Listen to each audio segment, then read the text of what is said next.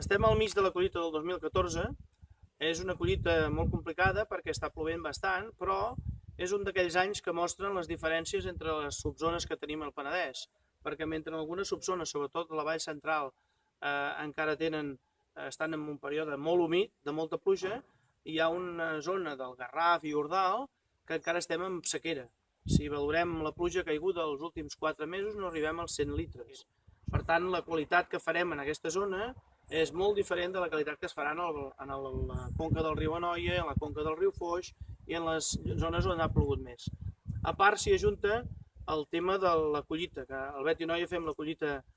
manual, això ens permet seleccionar el raïm, per tant podem apurar la maduració sense problemes, perquè després sabem que si hi ha algun raïm fet molt bé el podem separar i només els raïms perfectes passaran a fer vi.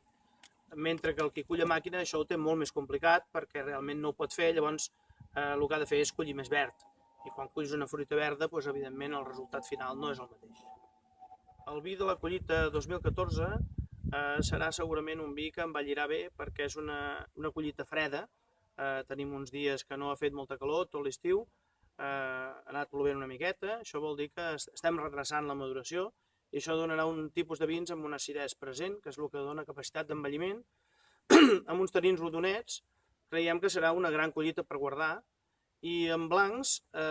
l'expressió de fruita és molt bona i la frescor està més accentuada que en els anys habituals, precisament per aquesta maduració lenta que està tenint, que no crema els àcids del vi sinó que els manté vius en el raïm.